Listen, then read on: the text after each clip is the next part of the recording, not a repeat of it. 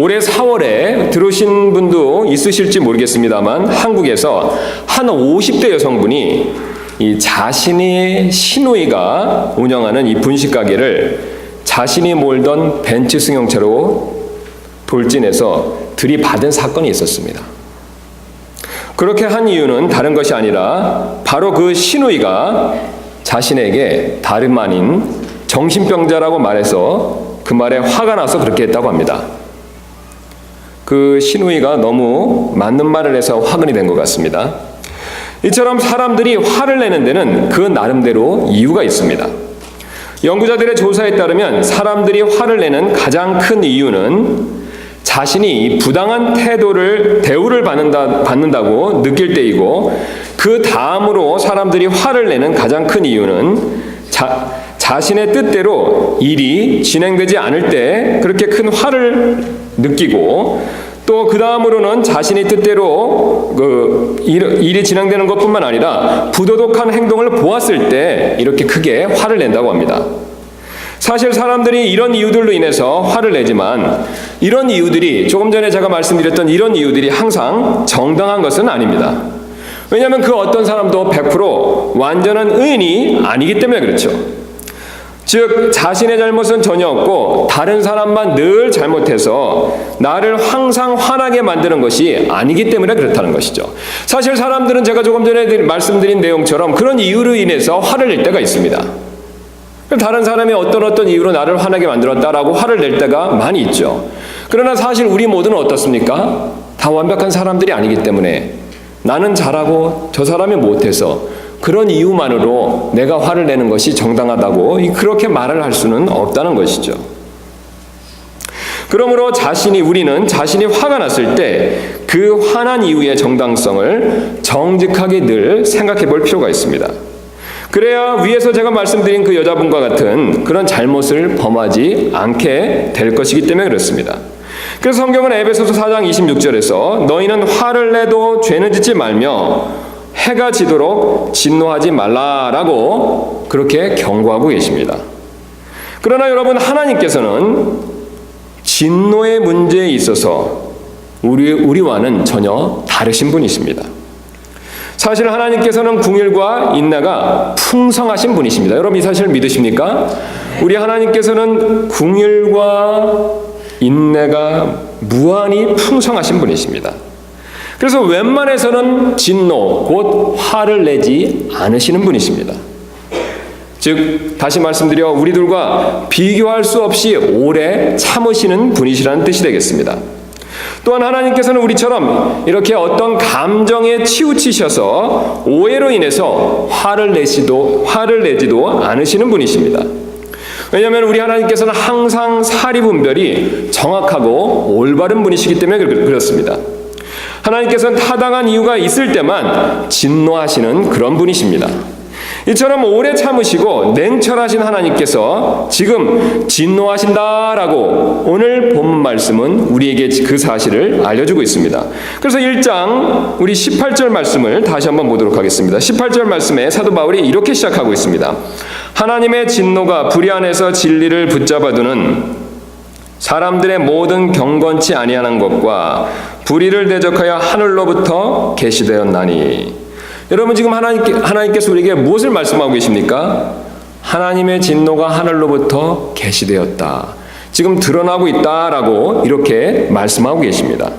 더욱이 지금 1장 18절에서 계시되었다라고 말할 때 하나님께서 그렇게 지금 말씀하고 계실 때 이 계시되었다라는 동사의 시제를 유심히 보실 필요가 있습니다. 그래서 영어 성경 있으신 분들은 그 시제를 보시면 지금 현재 시제로 우리에게 지금 그것을 말씀해 주고 계십니다. 즉 현재 시제로 말씀하신다는 뜻은 하나님께서 계속해서 자신이 진노하시는 것을 드러내고 계시하신다라는 의미가 된다는 것입니다. 다른 뜻으로 말씀드리면 하나님께서 지금 화가 한 번만 난 것이 아니라 계속해서 화가 나 계시다라는 그런 의미로 오늘 우리에게 말씀해주고 계십니다. 그렇다면 도대체 우리의 어떤 행동 때문에 하나님께서는 이토록 진노하고 계실까요? 즉 무엇이 우리 하나님을 진노하게 만들었을까요? 우리는 하나님께서 현재 지금 무엇 때문에 진노하시는지를 정확히 오늘 이 시간을 통해서 알 필요가 있습니다. 왜냐하면 그 이유를 정확히 알았을 때 우리는 하나님의 진노로부터 올바르게 피할 수 있기 때문에 그렇습니다. 그러므로 오늘 저는 여러분들과 함께 하나님께서 지금 현재 진노하시는 이유가 무엇인지를 구체적으로 한번 살펴보고 이를 통해 얻을 수 있는 교훈들을 우리 삶에도 적용해 보기를 원합니다. 그런 저와 여러분 되시기를 주님의 이름으로 소원합니다. 이를 위해서 오늘 본문이 말씀하시는 여러 가지 이유 중에서 가장 중요한 세 가지 이유만을 한번 차례대로 살펴보도록 하겠습니다. 지금 하나님께서 현재 진노하시는 첫 번째 이유를 1장 18절부터 20절 말씀을 통해서 가르쳐주고 계십니다. 그래서 오늘 하나님께서 현재 진노하시는 첫 번째 이유는 바로 다름 아닌 사람들이 하나님을 아는 지식을 일부러 부인하기 때문에 하나님께서 진노하신다라고 그렇게 지금 오늘 우리에게 말씀해주고 계십니다. 사실 모든 사람들은 하나님께서 계신 것을 이미 알고 있습니다. 사실 여러분 그리스도인이든지 그리스도인이 아니든지 관계가 없습니다. 우리가 오늘 하나님의 말씀을 분명하게 믿는다면요, 사실 이 세상에 있는 모든 사람들은 다 하나님께서 계신 것을 이미 알고 있습니다. 왜냐하면 하나님께서 하나님을 알만한 것을 이미 우리 안에 넣어주셨기 때문에 그렇습니다. 그 사실을 사도 바울은 18절부터 19절 말씀을 통해서 우리에게 그것을 분명히 지금 보여주고 있습니다. 18절 말씀, 조금 전에 읽었던 말씀 이렇게 시작하고 있습니다. 하나님의 진노가 불의 안에서 진리를 붙잡아두는 사람들의 모든 경건치 아니하는 것과 불의를 대적하여 지금 뭐라고 말씀하고 있습니까? 하늘로부터 계시되었나니. 여러분 맞습니까? 하나님의 진노가 지금 하늘로부터 계시되었다라고 그렇게 말씀하고 있습니다. 여러분 맞습니까?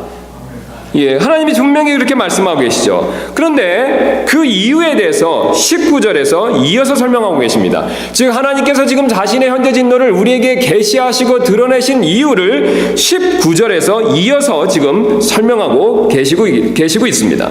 그래서 우리가 19절 말씀 보니까 그 이유에 대해서 처음에 19절에 이는 이렇게 시작하고 있습니다. 그래서 계시되었나니 라고 18절 마지막에 말씀을 하시면서 19절에 이는 하면서 그 다음에 구절을 유심히 보실 필요가 있습니다. 이는 하나님을 알만한 것이 그들 속에 분명히 드러나 있기 때문이라. 여러분 뭐라고 말씀하고 계십니까? 하나님을 알만한 것을 그들 속에 하나님께서 어떻게 하셨다고 말씀하십니까? 분명히 드러나셨다라고 말씀하고 계십니다. 이어서 하나님께서 그것을 그들에게 보이셨느니라 라고 또한 거듭해서 강조해서 말씀해주고 계십니다. 즉 지금 하나님께서는 진노하고 계시는데, 왜냐하면 하나님을 아는 지식을 어떻습니까? 이미 우리 안에 넣어주시고 드러내셨기 때문에 그 사실로부터 하나님께서 진노하실 수 있다라고 말씀하고 계시죠. 그런데 사실 우리는 하나님을 알면서도 이 하나님을 아는 지식을 가지고 있으면서 범죄하는 경우가 다반사입니다. 여러분 오늘 이 말씀을 분명히 우리가 믿는다면 사실 하나님을 모르고 짓는 죄는 없습니다. 여러분 정말 이 사실을 믿으십니까? 우리의 경험과 주관에 있어서는 하나님이 계신 것에 대해서 의심할 수 있지만, 우리가 하나님을 안다는 사실에 대해서 의심할 수 있지만, 오늘 하나님께서는 반대로 말씀하고 계십니다. 하나님께서는 우리에게 하나님을 알만한 것을 이미 우리 안에 계시하시고 드러내시고 넣어주셨다라고 그렇게 말씀하고 계십니다. 그래서 우리가 하나님을 알만한 것을 가지고 있고 하나님을 아는 것을, 하나님에 대한 지식을 가지고 있음에도 불구하고 오늘 이어서 본문 말씀 보니까 뭐라고 말씀하고 계시냐면, 하나님의 진노가 불의 안에서 진리를 붙잡아두는 사람들의 모든 경건치 아니한 것과 불의를 대적해서 하늘로부터 계시되었다라고 그렇게 말씀하고 계십니다. 즉 우리 안에 하나님을 아는 지식이 있음에도 불구하고 우리가 사실 이를 부인하고 부정하면서 불경건과 불의를 행하고 있다라고 말씀하시고, 하나님께서는 그런 모습에 대해서 지금 진노하신다라고 그렇게 우리에게 말씀해주고 계십니다. 사람들의 그런 구체적인 모습을 18절에서는 이렇게 묘사하고 있습니다. 조금 전에 읽었은 대로 불의 안에서 진리를 붙잡아두는 사람들이다, 이렇게 지금 하나님께서는 묘사하고 계십니다. 여기서 지금 진리라는 것은 문맥에 따라 쭉 보시면 25절 말씀 한번 보도록 하겠습니다. 그들은 하나님의 진리를 라고 이 진리가 무엇인지를 문맥을 통해서 지금 우리에게 그것을 분명히 보여주고 있습니다. 그래서 25절 말씀 보니까 이 하나님의 진리는 바로 우리가 조금 전에 읽었던 19절에 나오는 하나님을 알만한 것이라는 것을 우리는 문맥을 통해서 쉽게 그것을 파악할 수가 있습니다.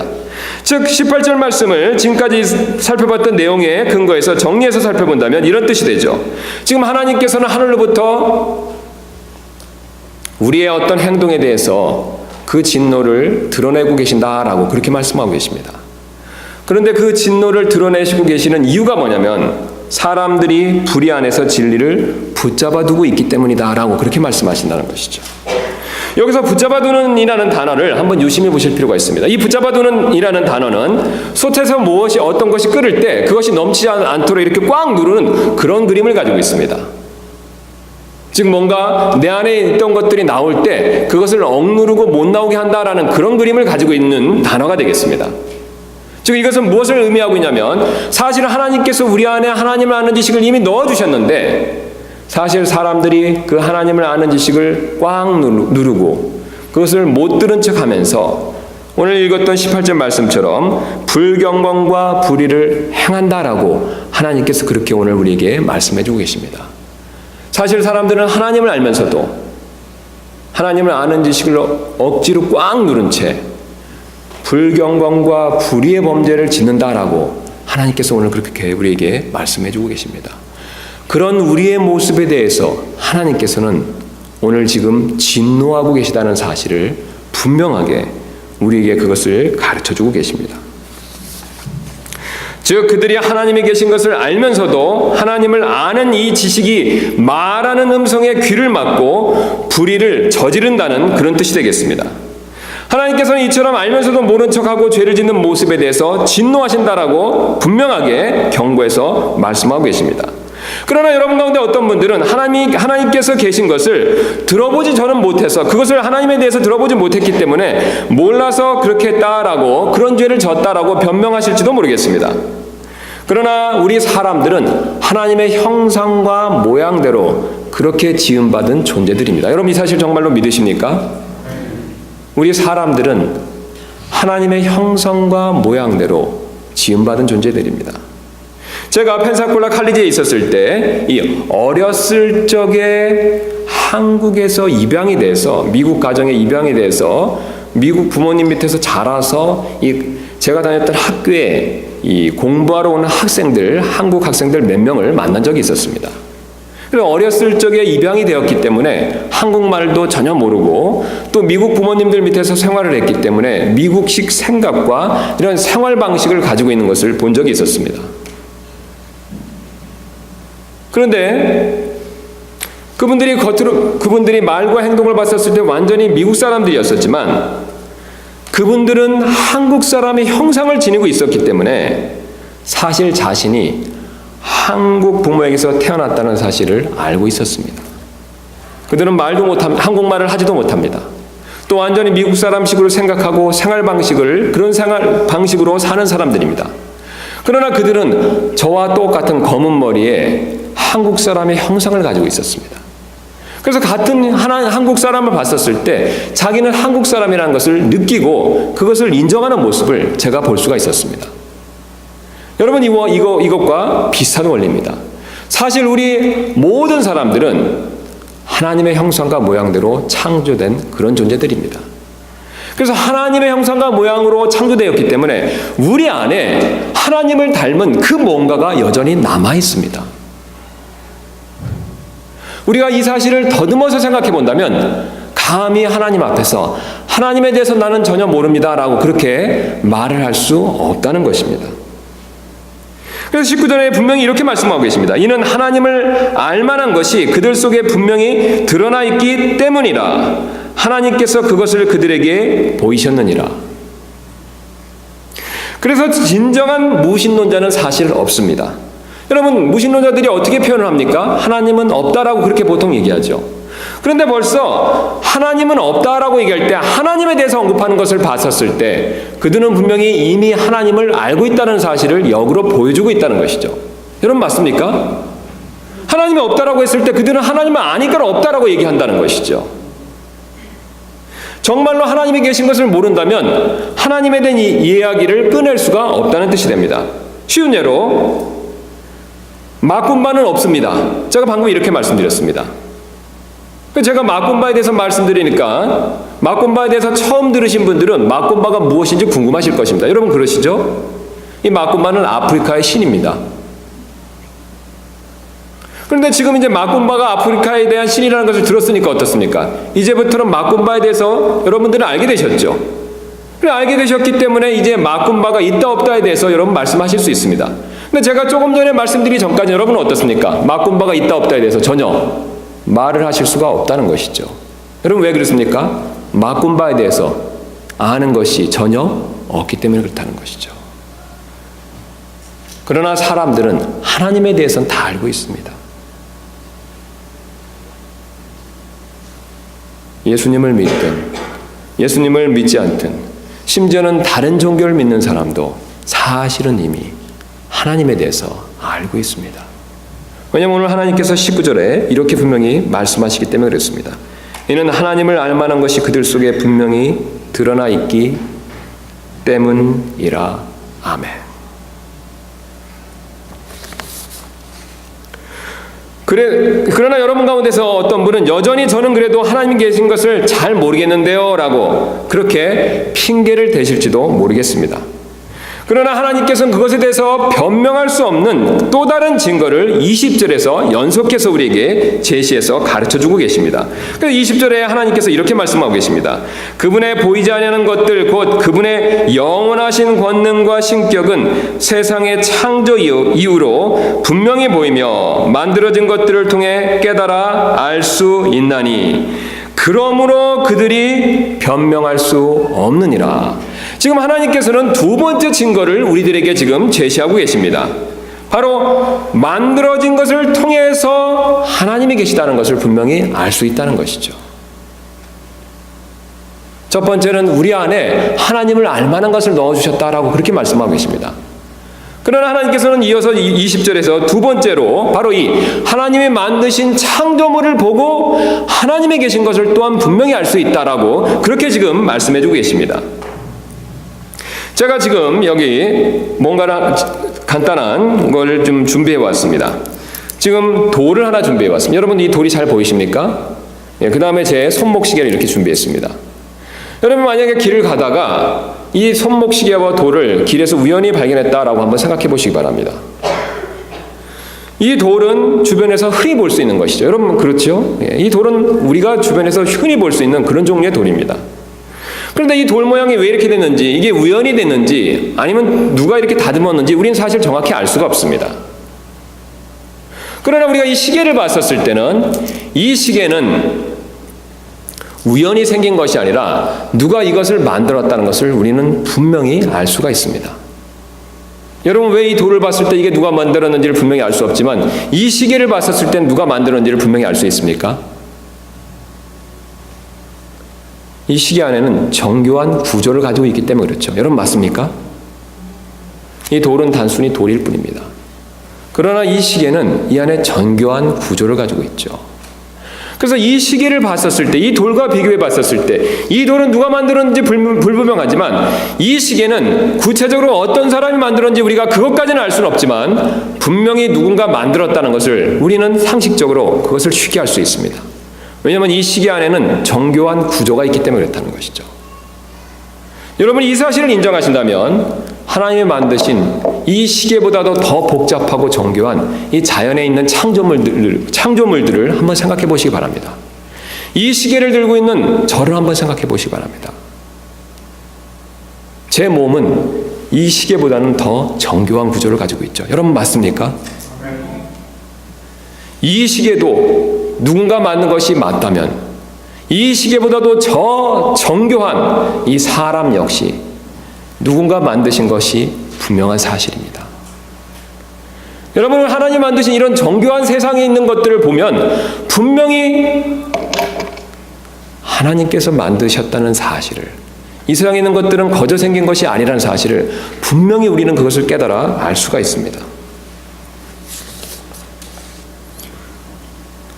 사실 우리를 낳아주신 부모님, 그 어떤 부모님도 우리를 만들었다라고 그렇게 말씀하고 계시지는 않습니다. 여러분 그렇죠? 부모님은 단지 낳아줬다라고 말씀하시지 만들었다라고 말씀하지 않으시죠. 오직 오늘 성경에 하나님께서만 우리를 창조하셨다라고 그렇게 말씀하고 계십니다. 하나님이 우리를 만드셨습니다. 하나님이 창조물을 통해서 그것을 우리에게 분명히 지금 보여주고 계십니다. 그래서 20절에 이렇게 말씀하고 계시죠. 그분의 보이지 아니하는 것들 곧 그분의 영원하신 권능과 신격은 세상의 창조 이후로 분명히 보이며 만들어진 것들을 통해 깨달아 알 수 있나니 그러므로 그들이 변명할 수 없느니라. 아멘. 그러나 여러분 가운데 어떤 분들은 이 정교한 세상이 여전히 우연히 생겨났다라고 그렇게 우기시는 분이 혹시 있으실지도 모르겠습니다. 그래서 옛날에 과거 영국에 유명했던 아이작 뉴턴 경은 그런 사람들에게 다음과 같은 예를 들어서 한번 설명한 적이 있었습니다. 뉴턴이 어느 날 숙련된 기계공에게 이 태양계의 모형을 만들도록 시킨 적이 있었습니다. 그래서 그 기계공이 뉴턴의 가르침대로 지시대로 각각의 혹성이 움직이도록 아주 정교하게 설계된 이 모형을 만들어냈습니다. 그런데 어느 날 무신론자이면서 같은 과학자인 자신의 한 친구가 찾아와서 그 태양계 모형을 보고는 거기에 있는 이 크랭크를 서서히 돌려보게 되었습니다. 그래서 이게 여러 가지 태양을 중심으로 지구와 이런 다른 별들을 놓고 이 다른 별들이 이 자신의 공전과 자전 주기에 따라서 이렇게 돌아가도록 만든 그런 장치였던 것 같습니다. 그런데 밑에 있는 이 크랭크를 돌리니까 이것이 자신의 자전과 공전 속도에 따라서 이렇게 움직였다는 것이죠. 그 모형에 달린 각각의 혹성들이 다양한 속도로 이렇게 태양 주위를 회전하기 시작하자 그 친구는 잠옷 놀란 표정으로 야 정말 훌륭한 모양이군. 뉴턴 도대체 이것을 누가 만들었나? 라고 그렇게 그에게 질문을 했었습니다. 그러자 뉴턴은 아무도 아닐세 라고 무심하게 대답을 했다고 합니다. 그러자 그 친구가 다시 물었습니다. 여보게 뉴턴, 내 말은 이 모형을 누가 만들었냐는 그런 내용일세. 그러자 뉴턴은 이건 누가 만든 게 아니고 여러 가지 물건들이 모아져서 우연히 이런 형태가 된 걸세 라고 다시 대답을 했습니다. 이러자 은근히 화가 난 그 친구는 자네는 나를 완전히 바보 취급하고 있군. 이렇게 정교하고 훌륭한 모형이 저절로 만들어졌다는 말인가 라고 크게 큰 소리를 쳤습니다. 그러자 뉴턴은 그 친구 어깨에 손을 얹고는 이렇게 말을 해주었습니다. 여보게 친구, 이건 엄청나게 큰 우주의 작은 모형에 불과하다네. 이렇게 간단한 장난감도 설계자나 제작자 없이는 만들어줄 수 없다고 자네마저도 주장하고 있지 않은가? 그렇다면 이것의 모델이 되는 우주의 태양계가 설계자나 제작자 없이 우연히 생겼다고 믿는 것에 대해서 뭐라고 설명할 수 있겠는가? 친구는 아무 말 없이 그저 뉴턴의 이야기를 듣고 고개만 끄덕이고 있었습니다. 뉴턴은 그의 책 프린키피아라는 책에서 이렇게 말을 한 적이 있었습니다. 태양과 혹성과 혜성에 의해 구성된 매우 아름다운 우주의 천체들은 지성을 갖춘 강력한 권능을 가진 자의 의도와 통일적인 제어가 있기에 비로소 존재하게 된 것입니다. 그리고 그 권능을 가진 분은 바로 하나님이시며 하나님은 영원 무궁하신 분이십니다. 여러분 어떻습니까? 우리가 사실 하나님 만드신 이 창조물을 봤었을 때 하나님이 계신 것을 우리는 분명히 알 수가 있습니다. 이처럼 창조물을 볼 때 하나님의 권능만을 알 수 있는 것은 아닙니다. 또한 그분의 신격도 알 수가 있죠. 그래서 1장 20절 말씀 다시 보시면 그분의 보이지 않은 것들 곧 그분의 영원하신 권능만 말씀하시는 것이 아니라 그 이어서 무엇도 말씀하고 계십니까? 신격도 말씀하시죠. 자, 이 신격에 대해서 우리 한번 그림을 한번 보여주시면 감사하겠습니다. 우리가 지난번에 제가 보여드렸던 그림이죠. 신기하게도 어떻습니까? 맨 왼쪽부터 보이시는 대로 맨 위쪽에서 왼쪽부터 보이시는 쪽에서 왼쪽에서부터 보이시면 이 솔방울부터 시작해서 은하계까지 동일한 나선 구조가 나타나고 있습니다. 여러분 확인이 되십니까? 맞습니까? 동일한 나선 구조가 있다는 거죠. 근데 그 나선 구조가 얼마나 규칙적으로 되는지 이탈리아 수학자 피보나치라는 사람은 거기에서 수학적으로 일정한 수열의 규칙까지 있다는 것을 발견해냈습니다. 이 나선 구조가 아무렇게 되는 것이 아니라요, 수학적으로 똑같이 이렇게 이루어졌다는 것이죠. 그런데 그 시작이 어떻습니까? 솔방울부터, 식물에서부터, 바닷속에 있는 조개로부터, 또 이런 태풍으로부터, 마지막으로는 우주까지 동일한 구조가 나타난다는 것을 보여주고 있습니다. 여러분, 이렇게 동일한 구조가 나타난다는 것을 봤었을 때 어떻습니까?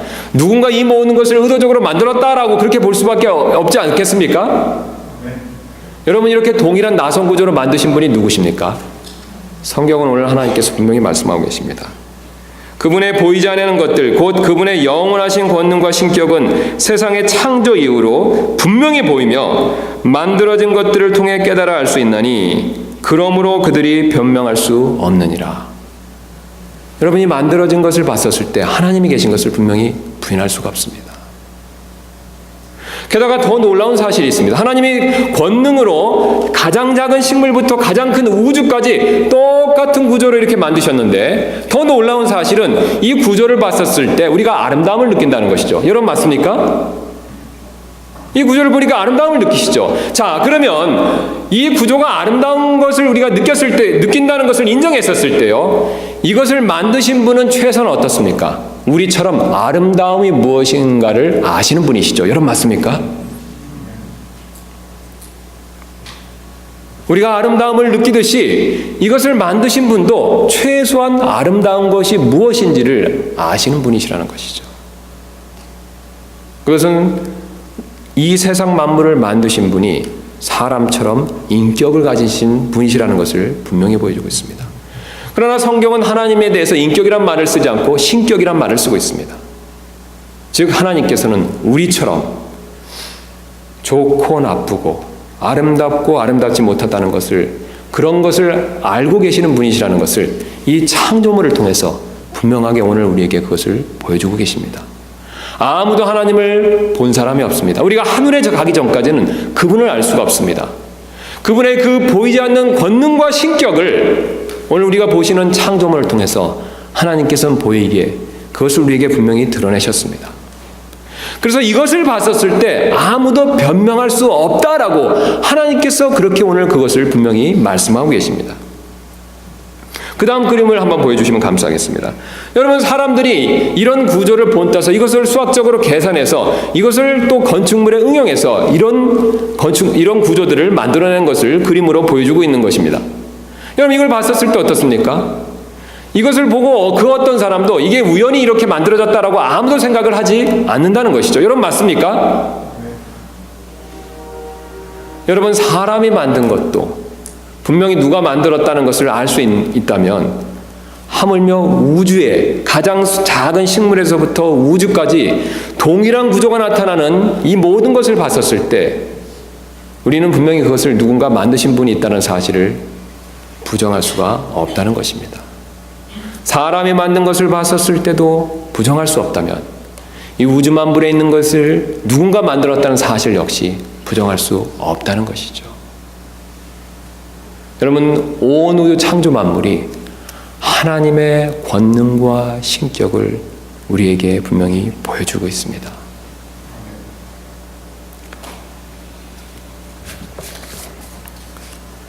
하나님께서는 창조물을 통해서 이런 증거를 주셨기 때문에 오늘 우리가 읽었던 20절 말씀처럼 그러므로 그들이 변명할 수 없다라고 분명하게 선언하고 계십니다. 그러므로 이처럼 하나님께서 계신 것을 알면서도 모르는 척하고 저지르는 우리의 모든 불경건과 불의에 대해서 하나님께서 크게 진노하시는 것은 당연할 수밖에 없습니다. 여러분, 제가 처음에 사람들이 화내는 이유 중에서 하나가 뭐냐면 자신을 무시한다는 것이죠. 여러분, 다른 분들한테 무시를 당해보신 적 있으십니까? 다른 사람들이 나를 무시하면 어떻습니까? 나도 모르게 저절로 화가 나죠. 하나님은 우리 안에 하나님을 알만한 것을 주셨습니다. 또 우리가 눈에 보이는 이 모든 창조물을 통해서 하나님의 보이지 않는 권능과 신격을 분명히 보여주신 것을 통해서 하나님이 계신 것을 또한 여실히 우리에게 그것을 보여주고 계십니다.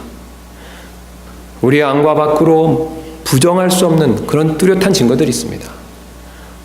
그런데 우리의 모습은 어떻습니까? 하나님이 계신 것을 알면서도 그것을 억지로 못 들은 척하고 불경건과 불의의 죄를 짓는다는 것을 하나님께서는 오늘 우리에게 그것을 경고해서 말씀해 주고 계십니다. 하나님을 무시하고 불경건과 불의의 죄를 질 때 하나님께서는 진노하신다는 사실을 거듭해서 우리에게 말씀하고 계십니다. 하나님의 이 진노하시는 모습을 이사야서 30장 27절부터 28절은 이렇게 말씀하신 적이 있습니다. 보라, 주의 이름이 그분의 분노로 불타오른 채 멀리서부터 오며 그분의 엄중한 부담이 무겁도다. 그분의 입술은 경로로 가득하고 그분의 혀는 삼키는 불 같으며 그분의 숨은 넘쳐흐르는 시냇물같이 목의 중간에까지 이르러 허무함의 채로 민족들을 체질하리로다. 아멘. 하나님께서는 분명히 우리에게 경고하고 계십니다.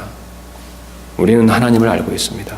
그 하나님을 무시하고 모르는 척하고 불경건과 불의의 죄를 질 때 그 모습을 보았을 때 하나님께서는 진노하신다라고 말씀하고 계십니다. 이제 하나님께서 현재 진노하시는 두 번째 이유를 한번 살펴보도록 하겠습니다. 그 두 번째 이유는 21절이 그것을 우리에게 분명히 지금 가르쳐주고 있습니다. 그래서 하나님께서 지금 현재 진노하시는 두 번째 이유는 바로 사람들이 마음으로 하나님을 부인하고 있기 때문에 그렇습니다. 사람들은 분명히 조금 전에 우리가 살펴본 것처럼 하나님에 대해서 알고 있습니다. 왜냐하면 하나님께서 그것을 분명히 보여주셨기 때문에 그렇다는 것이죠.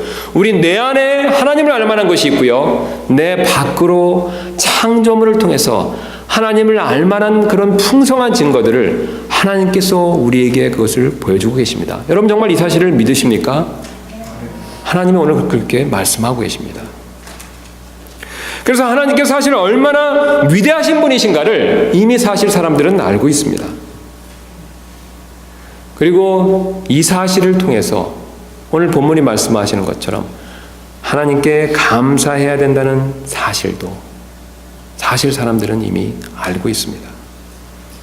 왜냐하면 하나님의 그 보이지 않는 권능과 신격을 통해서 이 세상을 만드시고 우리에게 생명을 주시고 우리가 날마다 살아갈 수 있는 필요한 모든 것들을 공급해 주시기 때문에 그렇습니다. 사실 여러분, 하나님 우리를 만드신 것이 맞다면, 또 하나님께서 우리에게 필요한 모든 것들을 공급해 주시는 그분이 맞으시다면 우리는 사실 그 사실만으로도 하나님께 날마다 감사할 필요가 있습니다. 여러분, 하나님이 생명을 취해가시면 우리는 다시 이런 돌처럼 흙으로 돌아갈 수밖에 없습니다. 사실 우리는 아무것도 아닙니다. 하나님이 우리에게 생명을 주셨고 그 생명을 유지할 수 있는 필요한 모든 것들을 공급해 주고 계십니다. 그 사실만으로도 우리는 충분히 하나님께 영광 돌릴 수 있고 그 사실만으로도 우리는 하나님께 날마다 감사할 수 있습니다. 그러나 사람들은 이런 사실을 분명히 알면서도 그 마음을 반대로 갖고 있습니다. 즉 거꾸로 된 마음을 품고 하나님께 영광을 돌려드리지도 않고 감사하지도 않는다라고 하나님께서 오늘 우리에게 그 사실을 말씀해 주고 계십니다.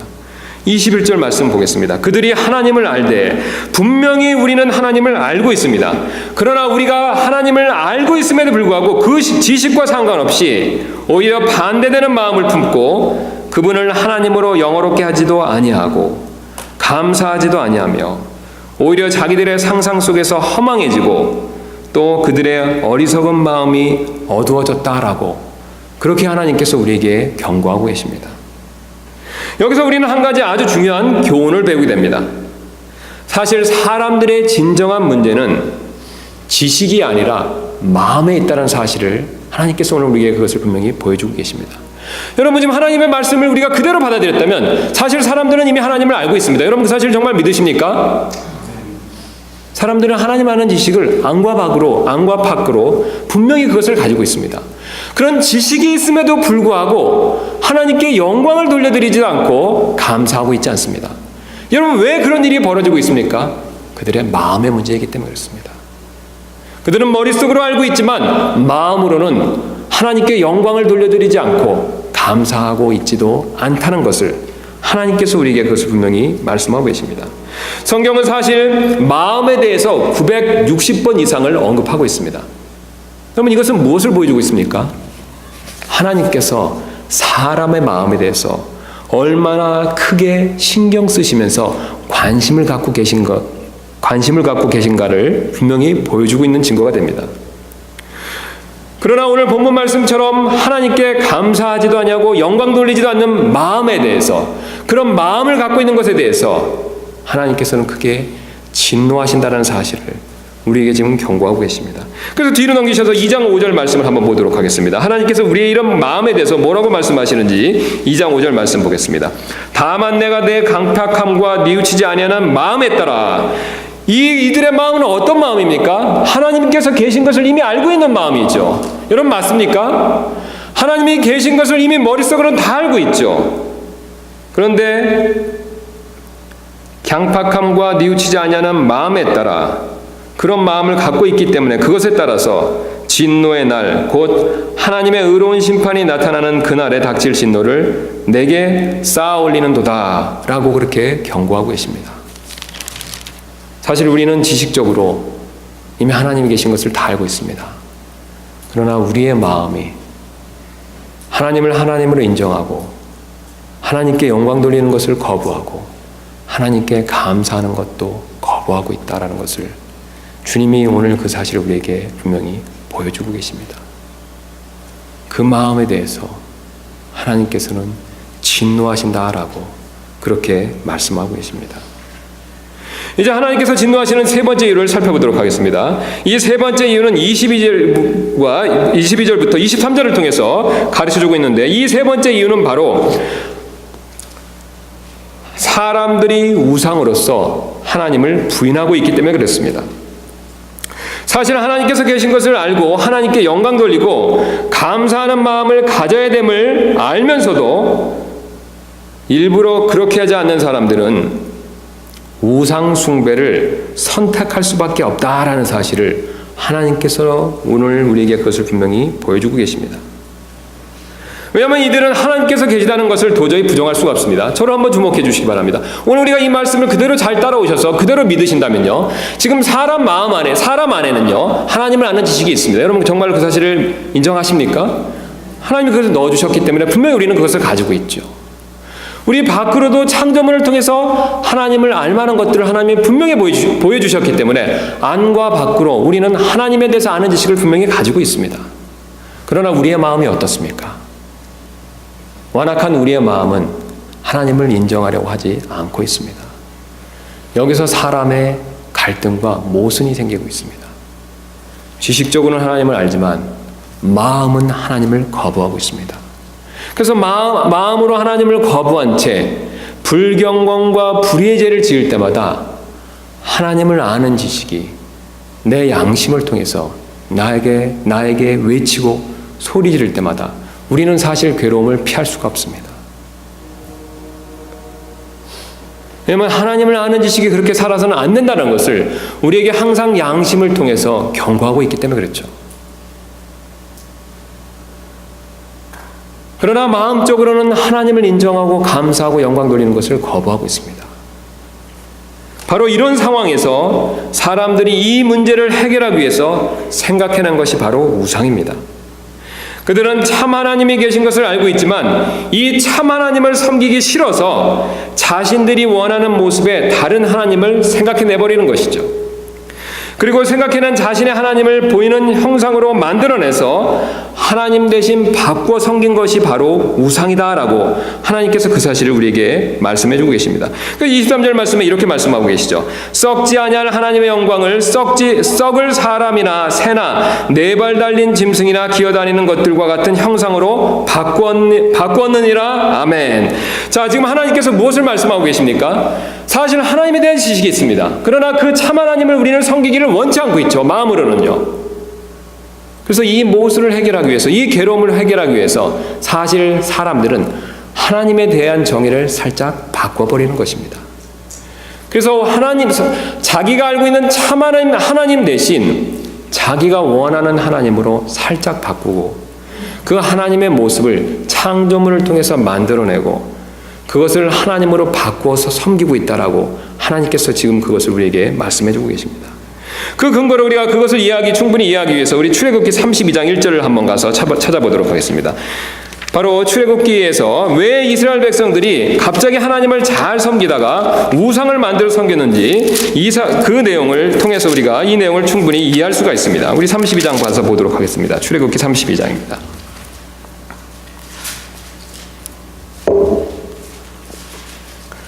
(32장 1절입니다)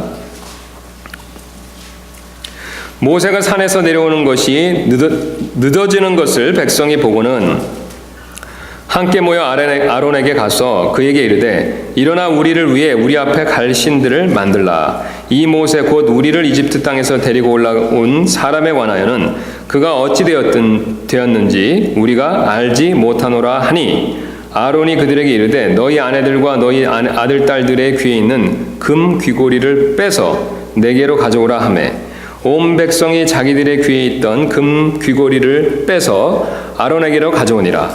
그가 그들의 손에서 그것들을 받아 송아지를 부어 만들고 새기는 도구로 그것의 모양을 내며 그들이 이르되 오 이스라엘아 이것들은 너를 이집트 땅에서 데리고 올라온 내 신들이라 하므로 아론이 그것을 보고 그것 앞에서 제단을 쌓고 선포하여 이르되 내일은 주를 위한 명절이라 하니라.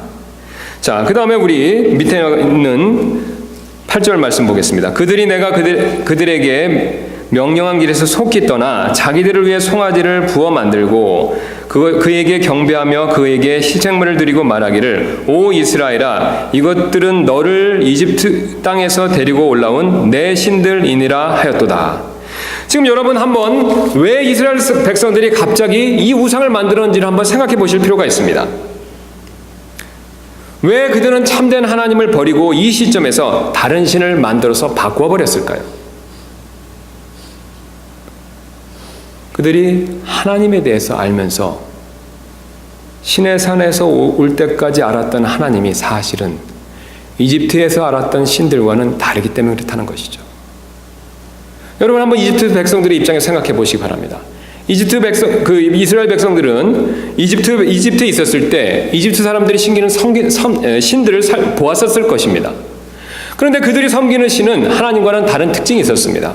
바로 자신들의 희생물과 예물을 드림으로 인해서 자신들이 원하는 것을 받아낼 수 있는 그런 종류의 신들이었다는 것이죠. 사실 성경에서 말씀하는 하나님 외에 이 세상에 있는 모든 종교의 신들은 동일한 공통점을 가지고 있습니다. 사람들이 원하는 것을 주는 신들이라는 것이죠.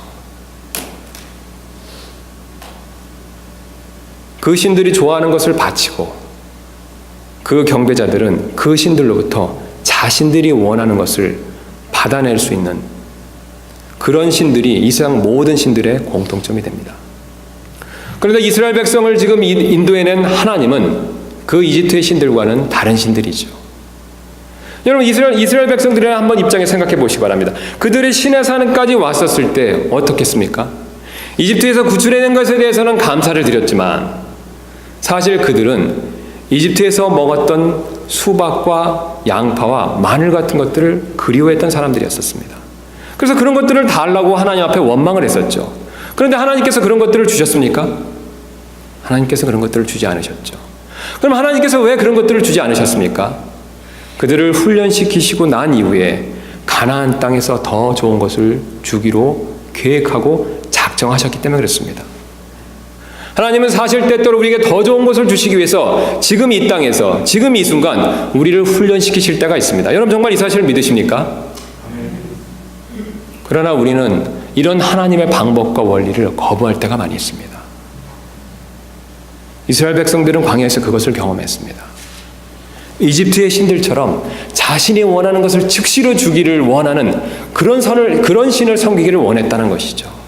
그러나 우리 하나님께서는 그렇게 하지 않으셨습니다.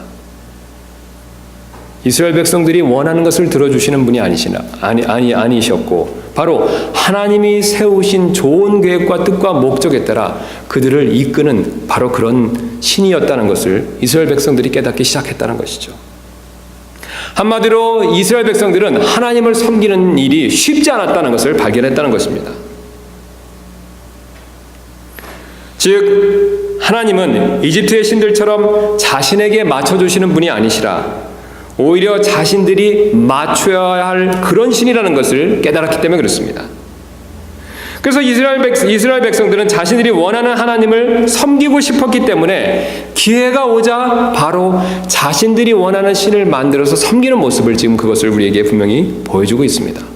여러분, 이스라엘 백성들이 갑자기 이런 신을 만들었다는 것이 아니라는 것을 우리는 앞의 내용들을 통해서 분명히 확인할 수가 있습니다. 그들은 사실 하나님에 대해서 불만이 있었다는 것이죠. 왜냐하면 자신들이 원하는 대로 하나님 해주지 않으셨기 때문에 그렇습니다.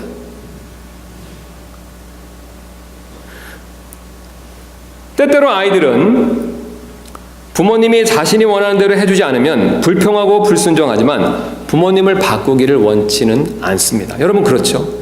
아이들이 부모님이 시키는 대로 해야 되는데 그것을 제대로 하지 않을 때 부모님께 원망하고 불평을 할 때가 있습니다.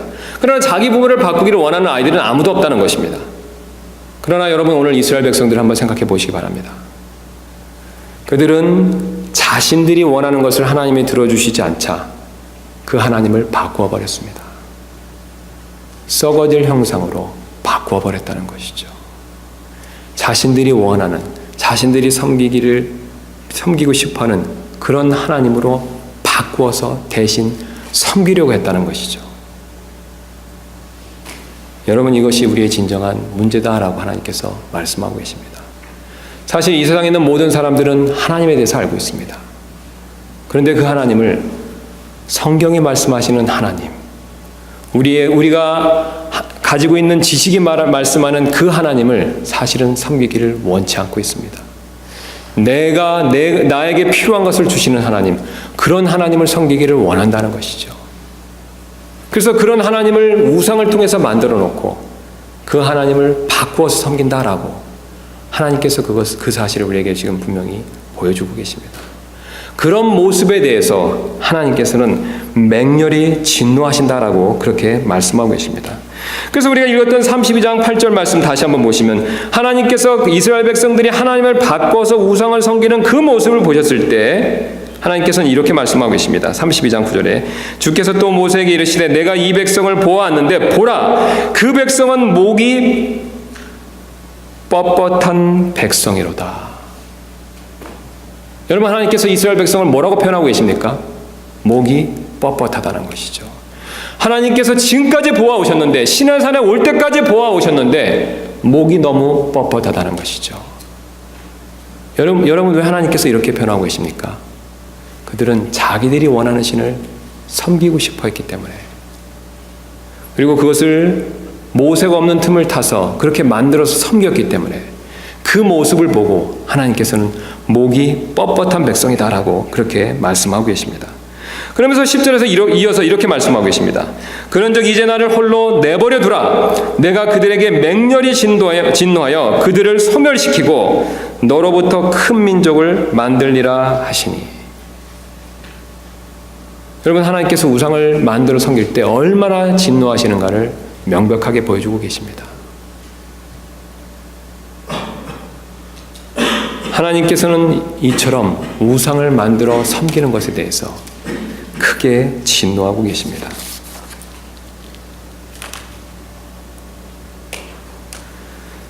이처럼 사람들은 자신들이 원하는 하나님을 만들어내고 대신 이를 섬김으로써 자기 자신의 안팎에서 증거하며 소리치는 하나님에 대한 참진리의 목소리를 잠재울 수 있다라고 생각하고 있습니다.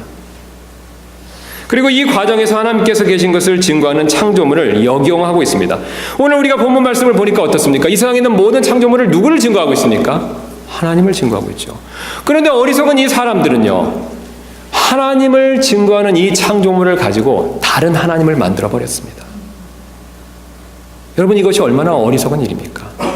이 창조물들은요 무언으로 하나님을 가리키고 있습니다. 이들은 말을 할 수는 없지만 하나님을 증거하고 있습니다. 하나님을 증거하는 이 창조물을 가져다가 사람들은 자신들이 원하는 다른 하나님을 만들어서 섬기고 있습니다. 성경은 이렇게 이용당하는 창조물이 괴로워하는 모습을 우리에게 분명히 보여주고 있습니다.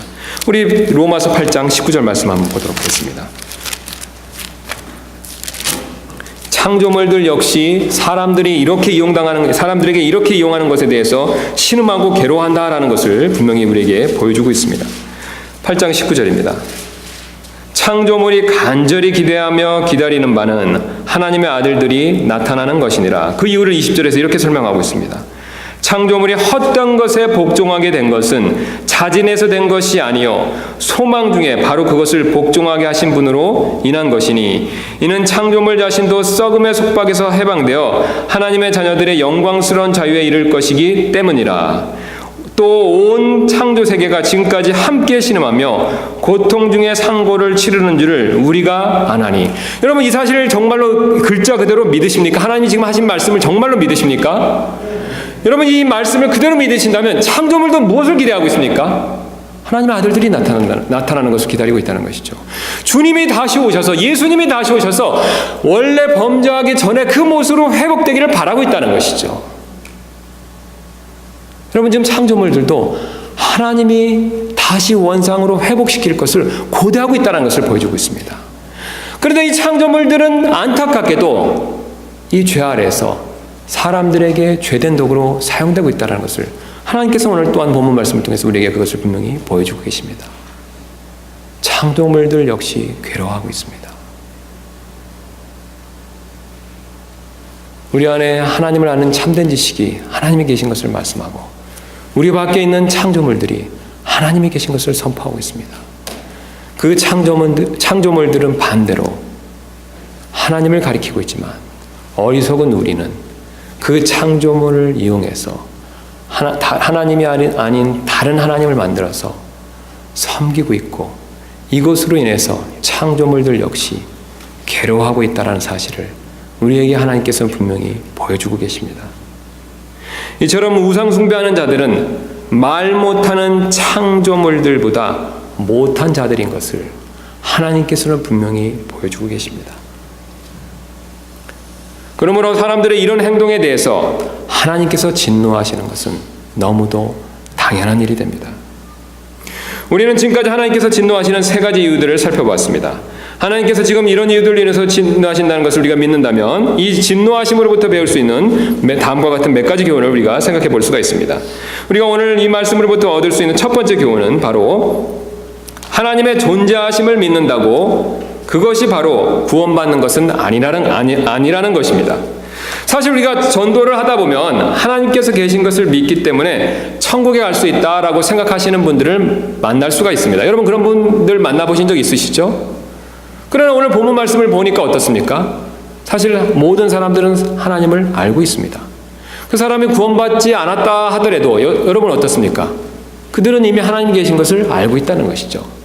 알고 있지만 단지 그것을 부인하고 부정하고 있을 뿐입니다. 그들은 이미 속으로 그것을 다 알고 있다는 것이죠. 하나님이 계신 것을 아는 것만으로는 사실 구원받기는 충분하지 않습니다. 성경은 또한 마귀도 하나님이 계신 것을 알고 있다라고 그렇게 말씀하고 있습니다.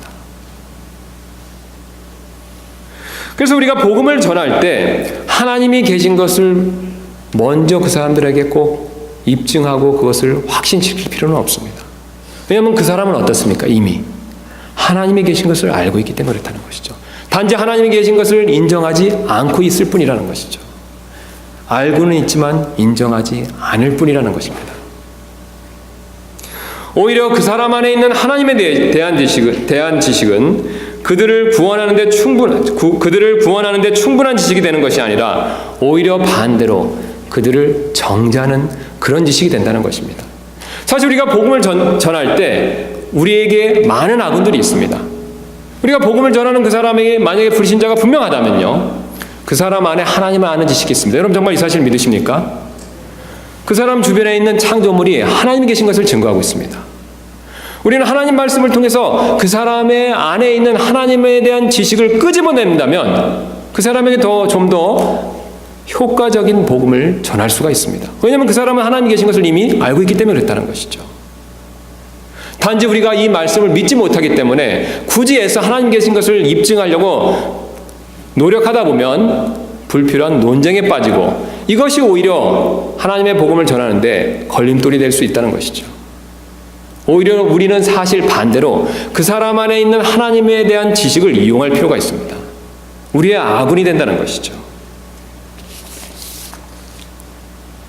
그래서 하나님께서 계신 것을 믿어야 구원받는 것이 아니라 바로 복음을 믿고 의인이 되어야 구원받을 수 있습니다. 여러분 정말로 이 사실을 믿으십니까? 하나님이 계신 것을 인정하는 것만으로는 충분히 구원받을 수가 없습니다. 그냥 구원받기 전에 그 사람이 이미 하나님이 계신 것을 알고 있기 때문에 그렇다는 것이죠. 그 다음에 얻을 수 있는 두 번째 우리 교훈은 하나님을 가장 진노하게 만드는 죄는 바로 다름 아닌 우상 숭배라는 것입니다. 모든 죄가 다 심각하지만 사실 알고도 일부러 짓는 죄는 더 심각한 것을 성경은 여러 곳에서 우리에게 말씀해주고 있습니다. 그래서 하나님께서 계신 것을 충분히 알면서도 일부러 다른 것을 섬기는 우상 숭배의 죄는 더 심각하다라고 그렇게 하나님께서 말씀하고 계십니다. 그래서 본문은 우리가 지을 수 있는 여러 가지 죄 중에서 우상 숭배를 가장 먼저 손꼽아서 말씀하고 계십니다. 그래서 하나님께서 오늘 다시 한번 본문을 가시면 우리가 지을 수 있는 여러 가지 죄에 대해서 말씀하시지만 오늘 마지막에 살펴봤던 23절 말씀을 보니까 하나님께서는 우상 숭배를 가장 먼저 꼽아서 말씀하고 계십니다. 여러분 맞습니까? 다른 어떤 죄가 있을 수 있음에도 불구하고 1장 23절 말씀 보니까 우상 숭배를 가장 먼저 말씀하신다는 것이죠. 왜냐하면 하나님께서는 우상 숭배의 죄를 여러 죄보다도 가장 심각하게 여기시기 때문에 그렇습니다. 가장 대표적으로 여러분 10계명을 생각해 보시기 바랍니다. 첫 번째 계명이 무엇입니까? 다른 신을 두지 말라는 것이죠. 두 번째 계명은요, 우상을 만들지 말라는 것입니다. 사실 하나님께서는요, 우리가 생각하는 것보다 우상 숭배의 죄를 더 심각하게 여기고 계십니다. 여러분 왜 그렇습니까? 하나님께서는 우리 모두에게 하나님을 알만한 것을 이미 충분히 주셨기 때문에 그렇습니다. 이미 그것을 주셨기 때문에 그것을 알고도 우상 숭배하는 것에 대해서 하나님께서는 그것을 큰 죄로 여기신다는 것이죠. 더 나아가서 하나님께서는 그리스도인들 역시 또다시 우상 숭배하는 것을 정말로 싫어하고 계십니다. 그래서 신약에서도 우상 숭배를 경고하고 있죠. 특별히 신약에서는 탐심을 우상 숭배다라고 그렇게 경고하고 있습니다. 우리 잘 아시는 말씀인 우리 빌립보서 3장 5절 말씀 한번 가서 보도록 하겠습니다.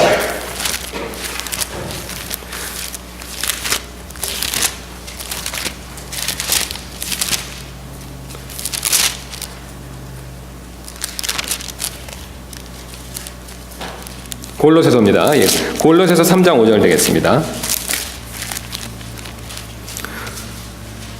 우리 잘 아시는 말씀인데 제가 받들어드리도록 하겠습니다. 골로새서 3장 5절. 그러므로 땅에 있는 너의 지체들을 죽이라. 그것들은 음행과 부정함과 무절제한 애정과 악한 욕정과 탐욕이니. 그 다음 말씀을 유심히 보실 필요가 있습니다. 뭐라고 말씀하고 계십니까? 탐욕은 우상 숭배니라. 여러분 탐욕은 우상 숭배가 될 수 있다라고 말씀하고 계십니다. 여러분 이스라엘 백성들이 왜 우상을 만들었는지를 다시 한번 생각해 보실 필요가 있습니다. 그들이 원했던 것은 이집트의 수박과 양파와 마늘이었었죠. 그들은 이집트에 있는 것들이 먹고 싶어서 하나님을 금송아지로 바꿔버렸던 그런 사람들이었었습니다. 하나님은 우상 숭배의 핵심이 무엇인가를 우리에게 보여주고 계시다는 것이죠. 사실 사람들이 하나님이 아닌 다른 신을 섬기는 이유는 자기가 원하는 것을 받고 싶고 그것을 원하는 마음이 있기 때문에 그렇다는 것이죠. 자기 욕심으로 원하는 것을 얻기 때문에 그렇다는 것입니다. 하나님께서는 우상 숭배의 마음의 핵심이 바로 탐심이라는 것을 우리에게 분명히 보여주고 계십니다. 그래서 우리가 비록 구원받은 그리스도인이라고 하더라도 우리가 탐심에 휩싸이면 우리는 사실 나도 모르게 과거처럼 우상 숭배의 죄를 범할 수도 있습니다. 하나님께서는 그런 죄에 대해서 분명히 분명히 진노하신다라고 3장 6절에서 또한 이어서 이렇게 말씀하고 계십니다. 이것들로 인하여 하나님의 진노가 불순종의 자녀들에게 임하느니라. 하나님께서 이런 죄들에 대해서 하나님의 진노가 임했다라고 분명히 경고하신다는 것이죠. 그러므로 하나님께서 진노하시는 것을 알았기 때문에 사실 우리는 알면서도 욕심을 부려서는 안 된다라고 하나님께서 우리에게 그것을 말씀해주고 계십니다. 사실 그리스도인들은 이제는 진노 가운데 있지 않습니다. 왜냐하면 우리의 모든 진노는 예수님께서 십자가에서 다 우리를 대신해서 받으셨기 때문에 그렇습니다. 여러분 이 사실을 정말로 믿으십니까? 우리에게는 진노가 남아있지 않습니다. 그러나 우리가 과거처럼 탐심, 곧 우상숭배의 죄를 짓는다면 하나님과의 교제관계는 잠시 잠깐 멀어질 수가 있습니다.